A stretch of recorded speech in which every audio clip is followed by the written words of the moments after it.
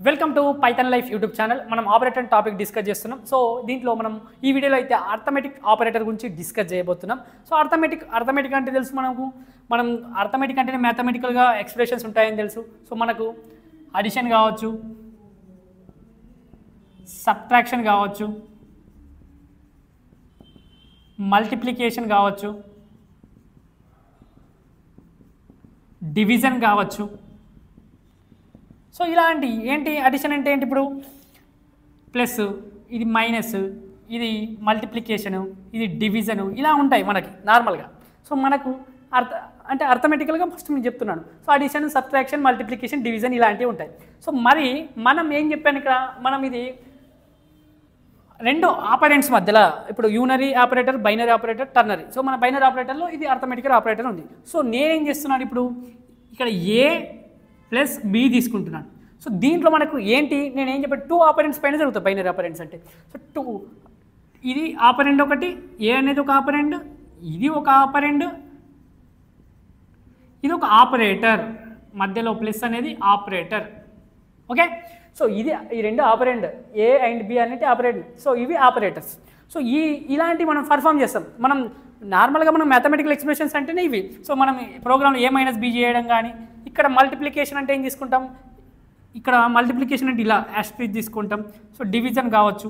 So ఇలాంటివి మనం perform చేస్తాం. సో వీటిపైన సో ఇవైతే కంపల్సరీ గుర్తుపెట్టుకోవాలి. ఇవి రెండు ఆపరెంట్స్గా ఉంటాయి, మధ్యలో ఆపరేటర్ ఉంటుంది. మనం రెండు ఆపరెంట్స్ మధ్యలో ఏదో ఒక ఆపరేటర్ పెట్టి మనం ఏదో ఒకటి పర్ఫామ్ చేస్తున్నాం. సో దానికి సంబంధించి ఇది మనం ఆపరేటర్, బైనరీ ఆపరేటర్లో అర్థమెటికల్ ఆపరేటర్ చూస్తున్నాం. So definition, so it is the most important operator. ఇది చాలా ఇంపార్టెంట్ ఆపరేటర్, ఎందుకంటే మనం మ్యాథమెటికల్ ఎక్స్ప్రెషన్స్ అన్ని మనం దీంట్లో ఉంటున్నాయి, అడిషన్, సబ్ట్రాక్షన్ కాబట్టి.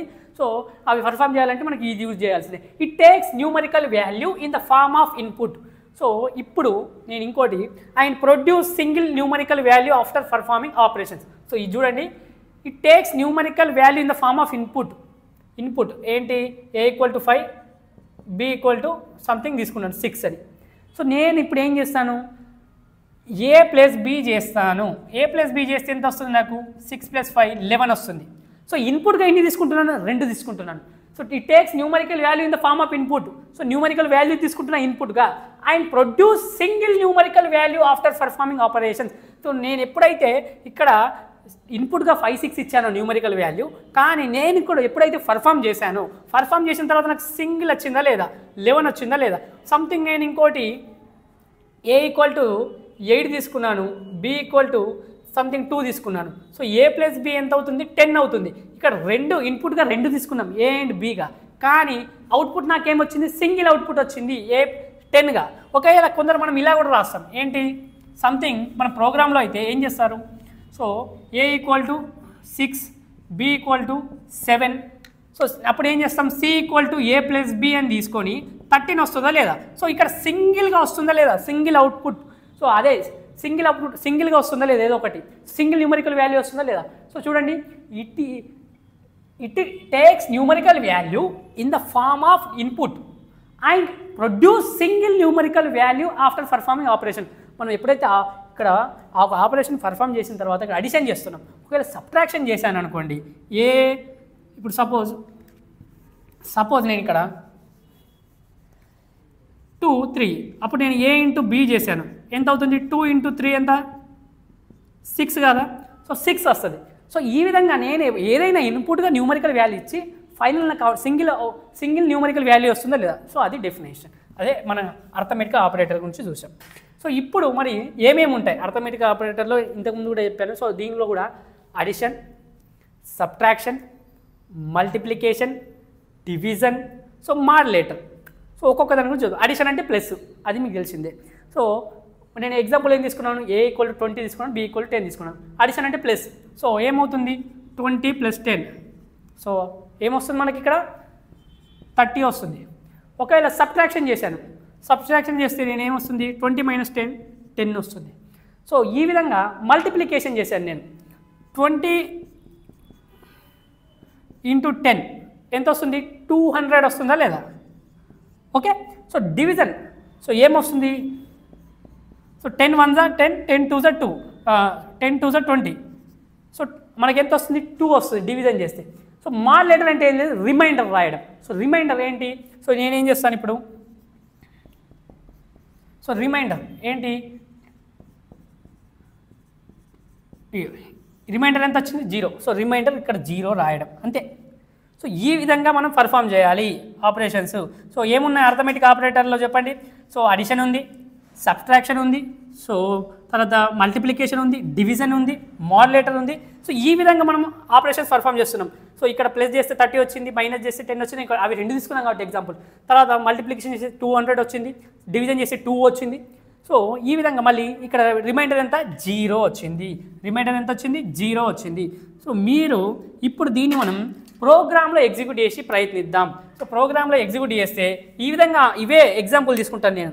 ఏంటి 2010 ఇవే తీసుకొని నేను, సో ఇవే ఎగ్జాంపుల్గా తీసుకుని ఒక ప్రోగ్రామ్ రాసి మనం అడిషన్ కావచ్చు, సబ్ట్రాక్షన్ కావచ్చు, మల్టిప్లికేషన్ కావచ్చు, డివిజన్ కావచ్చు, మాడ్యులేటర్ ఇవి ఎగ్జిక్యూట్ చేయడానికి ప్రయత్నిద్దాం. ఆల్రెడీ నేను VS కోడ్ అనేది ఓపెన్ చేసి పెట్టాం. సో మనం డైరెక్ట్ ఏం చేయాలి, ఇప్పుడు ప్రోగ్రామ్ అనేది రాసేద్దాం. యాష్ ఇంక్లూడ్, మీరు కూడా ఇప్పుడే ట్రై చేయండి మీ ల్యాప్టాప్లో కూడా ప్రోగ్రామ్ రన్ చేయడానికి. యాష్ ఇంక్లూడ్ conio.h, తర్వాత వాయిడ్ మెయిన్, ఈ నుంచి మన మెయిన్ నుంచే కదా ప్రోగ్రామ్ అనేది స్టార్ట్ అయ్యేది ఎగ్జిక్యూట్ అవ్వడం. తర్వాత కర్లీ బ్రేసెస్ ఓపెన్ చేయండి. సో ఇప్పుడు మనం ఇంటూ ఏ ఏం తీసుకున్నాం, ఈక్వల్ టు 20 తీసుకున్నాను, అక్కడ ఏ ఈక్వల్ టు, తర్వాత బి ఈక్వల్ టు ఎంత తీసుకున్నాను 10 తీసుకున్నాను. సో ఈ విధంగా తర్వాత ప్రింట్ఎఫ్లో మనం ఒక్కొక్కటి ఫస్ట్ ఇది ఇంటీజర్ కాబట్టి ప్రతిదీ ఎగ్జిక్యూట్ చేయాల్సింది. సో నేనేం తీసుకున్నా పర్సెంటైల్ డి, ఎందుకు ఇది ఫార్మాట్ స్పెసిఫైర్ %d. సో నేను ఇంకోటి /n తీసుకుంటాను. ఎందుకోసం /n అంటే లైన్ బై లైన్ మనకు ఆన్సర్ రావాలి కాబట్టి, న్యూ లైన్ కోసం అంతే. సో ఇప్పుడు మనం ఫస్ట్ చేయాల్సింది ఏంటి, a ప్లస్ బి. సో తర్వాత ప్రింట్ఎఫ్ %d /n ఎందుకోసం, న్యూ లైన్ కోసం. నాకు అడిషన్ తర్వాత ఇంకోటి సబ్ట్రాక్షన్ ఆన్సరు న్యూ లైన్లో రావాలి కాబట్టి a - b, తర్వాత ఇదొకటి, తర్వాత మనం మల్టిప్లికేషన్ చేస్తాం. Okay, %d /n, okay, a multiplication b, తర్వాత ప్రింట్ఎఫ్ %d /n, తర్వాత ఏం చేయాలి మనం, డివిజన్, అడిషన్ చేశాను, సబ్ట్రాక్షన్ చేశాను, మల్టిప్లికేషన్ చేశాను, తర్వాత డివిజన్. సో మీరు ఎట్లా చూడండి, ఇక్కడ ప్రతిదానికి సెమికాలన్ ఉంది, ఒక్క సెమికాలన్ పెట్టకపోయినా నీకు ఇక్కడ ఎర్రర్ వస్తుంది. తర్వాత కామా పెట్టడం మర్చిపోకండి మధ్యలో మనం, చూడండి అక్కడ. తర్వాత ఏం చేశాను నేను, మాడ్యులేటర్ రిమైండర్ కోసం %d /n ఎందుకోసం, న్యూ లైన్ కోసం, తర్వాత a.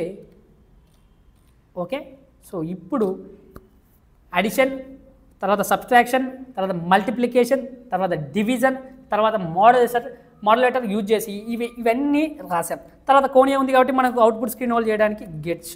ఓకే, సో ఈ విధంగా మనం ప్రోగ్రామ్ అనేది రాసేసాం. సో ఇప్పుడు ప్రతిదానికి /n అనేది ఇవ్వాలి, ఎందుకంటే న్యూ లైన్లో వస్తుంది. లేకపోతే ఒకటే లైన్లో మనకు ఆన్సర్స్ అన్నీ వస్తే కన్ఫ్యూజ్ అవుతుంది. a = 20 తీసుకున్నాను, b = 10 తీసుకున్నాను. ఇప్పుడు ప్రోగ్రామ్ని సేవ్ చేద్దాం.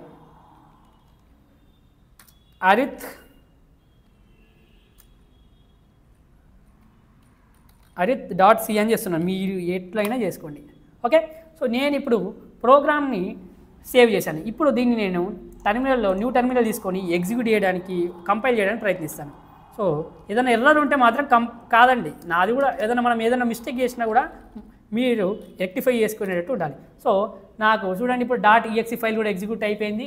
సో అంటే .exe ఫైల్ కూడా అయింది, కంపైల్ చేసిన తర్వాత .exe ఫైల్ జనరేట్ అవుతుంది. సో జనరేట్ అయిపోయింది. సో ఇప్పుడు నేను ఎగ్జిక్యూట్ చేస్తాను. సో ఇప్పుడు మనం ఆల్రెడీ అక్కడ 2010 తీసుకొని ఒక టేబుల్లో చేసేసాం. సో ఇప్పుడు మనకి ఎగ్జిక్యూట్ చేస్తే ఆన్సర్స్ వస్తాయి చూడండి, 30, 10, 200, 2, 0. సో ఆన్సర్స్ వచ్చాయా లేవా, 30 వచ్చింది, 10 వచ్చింది, 200 వచ్చింది, 2 వచ్చింది, 0 వచ్చింది.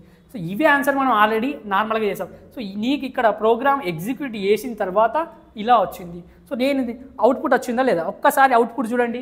30, 10, 200 తర్వాత 0. సో ప్రోగ్రామ్ని కూడా నేనేం చేశాను, నార్మల్గా ప్రోగ్రామ్ మనం ఎలా ఉందో అలానే జస్ట్ ప్రోగ్రామ్ కూడా చూడండి ఒకసారి.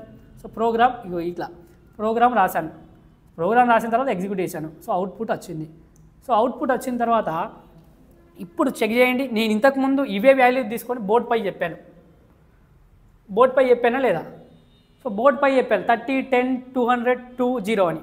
అదేవిధంగా నాకు ఎగ్జిక్యూట్ చేసినా నాకు అదే వాల్యూ వచ్చిందా లేదా? సో ఒక్కసారి మనం ప్రోగ్రామ్ని చూడండి. ప్రోగ్రామ్ ఒక్కసారి చూసుకొని ఒకసారి స్క్రీన్ షాట్ తీసుకుంటే స్క్రీన్ షాట్ తీసుకోండి, లేకపోతే మీరు రాసుకోవచ్చు ప్రోగ్రామ్ని. సో ఈ విధంగా ఎగ్జిక్యూట్ చేయండి. ఎగ్జిక్యూట్ చేస్తే మీకు కూడా అవుట్పుట్ వస్తుంది. అవుట్పుట్ మనకు మళ్ళీ జీసీసీ arith.c. సో ఓకే, ఇప్పుడు చూడండి 30, 10, 200, 20. ఇది కొద్దిగా పైకి వెళ్ళిపోయింది, మళ్ళీ అందుకే ఎగ్జిక్యూట్ చేశాను. 30, 10, 200, 20. ఇక్కడ 30 కనిపించట్లేదు కదా, అందుకే. సో 30, 10, 200, 20. సో ఇక్కడ కూడా చూడండి 30, 10, 200, 20. ఎందుకంటే అడిషన్ ఫస్ట్ ఇచ్చాను, సబ్ట్రాక్షన్ చేశాను, మల్టిప్లికేషన్ చేశాను, డివిజన్ చేశాను, మాడ్యులేటర్ చేశాను. సో ఇవే తీసుకొని ప్రోగ్రామ్లో ఎగ్జిక్యూట్ చేసే రిజల్ట్ యాజ్ ఇట్ ఈజ్ ఇవే వచ్చినాయి. సో మీరు కూడా ఈ ప్రోగ్రామ్ని ఎగ్జిక్యూట్ చేయండి మీ ల్యాప్టాప్స్లలో. సో మీరు ప్రోగ్రామ్ ఎగ్జిక్యూట్ చేస్తే మీకు కూడా ఐడియా వస్తుంది. సో ఈ విధంగా అర్థమెటిక్ ఆపరేటర్స్ అన్నీ యూజ్ చేసి మనం దాంట్లో ప్రోగ్రామ్ ఎగ్జిక్యూట్ చేసాం. సో ఈ వీడియో కనుక నచ్చినట్లయితే ఈ వీడియోని లైక్ చేయండి, షేర్ చేయండి. అలాగే మన Python life YouTube channel subscribe చేసుకోండి.